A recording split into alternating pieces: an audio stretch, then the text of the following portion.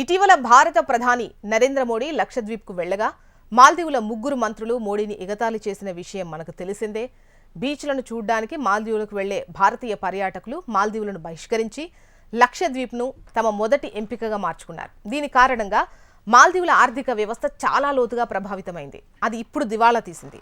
అక్కడి భారత వ్యతిరేక ప్రభుత్వం దివాళా తీసింది. గత 48 గంటలు మాల్దీవులకు గుణపాఠం కావాలి. మాల్దీవుల పర్యాటక ఆర్థిక వ్యవస్థలో ఎక్కువ భాగం భారతీయ పర్యాటకుల సంపాదనపై ఆధారపడి ఉంది. అయితే తమ ప్రధాని మోదీకి జరిగిన అవమానంపై ఆగ్రహించిన భారతీయ పర్యాటకులు మాల్దీవులకు వెళ్లడం మానేశారు. ఇప్పుడు ఆ దేశం అంతర్జాతీయ ద్రవ్యనిధి ముందు దివాలా తీసినట్టు ప్రకటించారు. ఇది మాత్రమే కాదు, దేశ ఖర్చులను కవర్ చేయడానికి ఒక బెయిలౌట్ ప్యాకేజ్ను అందించాలని ఐఎంఎఫ్కు విజ్ఞప్తి చేసినట్లు తెలుస్తోంది. మాల్దీవుల ఆర్థిక వ్యవస్థ ఇంత త్వరగా మోకాళ్లకు చేరుకుందా అని ఆర్థికవేత్తలు ఆశ్చర్యపోతున్నారు. మాల్దీవుల ప్రతిపక్షం భారతదేశానికి క్షమాపణ చెబితే సమస్య పరిష్కారం అవుతుందని ఇప్పటికే అక్కడి ప్రభుత్వాన్ని హెచ్చరించింది కూడా. కానీ చైనా పైన ఉన్న ధీమాతో మాల్దీవులు బహుశా ఆ విషయం తీవ్రతను గుర్తించలేదు. నేడు దాని పర్యవసానాలను మాల్దీవులు అనుభవించాల్సిన పరిస్థితి ఉంది. మాల్దీవుల అధ్యక్షుడు మైజు దురహంకారం కారణంగా భారతదేశం మాల్దీవుల మధ్య సంబంధాలు దెబ్బతిన్నాయి. పైగా బహుశా చైనా కోరిక మేరకు మాల్దీవుల్లో మోహరించిన భారత సైన్యాన్ని ఉపసంహరించుకోవడాన్ని కూడా అతను పెద్ద సమస్యగా మార్చాడు. దీంతో సంబంధాలు కూడా చెడిపోయాయి. ప్రధాని మోదీని కించపరిచేలా వ్యాఖ్యలు చేసిన మాల్దీవుల మంత్రులను అక్కడి ప్రభుత్వం తమ పదవుల నుంచి తొలగించినా ప్రభుత్వ స్థాయిలో భారత్కు పశ్చాత్తాపం వ్యక్తం చేయలేదు. మోదీని తేలిగ్గా తీసుకోవడం వల్లే మాల్దీవులు పేదరికంలోకి చేరుకుందని నిపుణులు అంచనా వేస్తున్నారు.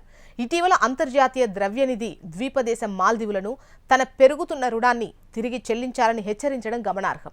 కానీ సంపాదన ఆగిపోయినందున మాల్దీవులు రుణాన్ని ఎలా తిరిగి చెల్లించగలవు? అయితే ఇప్పుడు మాల్దీవులు తాము దివాళా తీసినందున రుణం చెల్లించలేమని ఐఎంఎఫ్కు చెప్పినట్లు వార్తలైతే వినిపిస్తున్నాయి. మాల్దీవుల దివాళాపై సోషల్ మీడియాలో చర్చ జరుగుతోంది. ట్విట్టర్ హ్యాండిల్ ఫ్రంటల్ ఫోర్స్ ఒక వార్తను పంచుకుంది. దీనిలో ఐఎంఎఫ్ ముందు మాల్దీవులు దివాలా తీసినట్లు చెప్పబడింది. ఇదొక్కటే కాదు, బెయిలౌట్ ప్యాకేజ్ను అంటే సమస్య నుంచి బయటపడడానికి కొంత డబ్బును అభ్యర్థిస్తూ దేశం ఐఎంఎఫ్ను కూడా అభ్యర్థించింది. మాల్దీవుల ఆర్థిక వ్యవహారాల మంత్రి మహమ్మద్ సయీద్ దివాలా వార్తను ఫేక్ వార్త అంటున్నారు.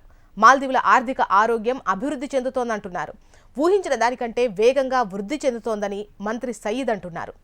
ఆర్థిక సంస్కరణ కార్యక్రమాన్ని ప్రారంభించడానికి ముందు మైజు ప్రభుత్వం ఐఎంఎఫ్ నుంచి ఆర్థిక సహాయం కోసం విజ్ఞప్తి చేసింది అంటున్నారు సయీద్.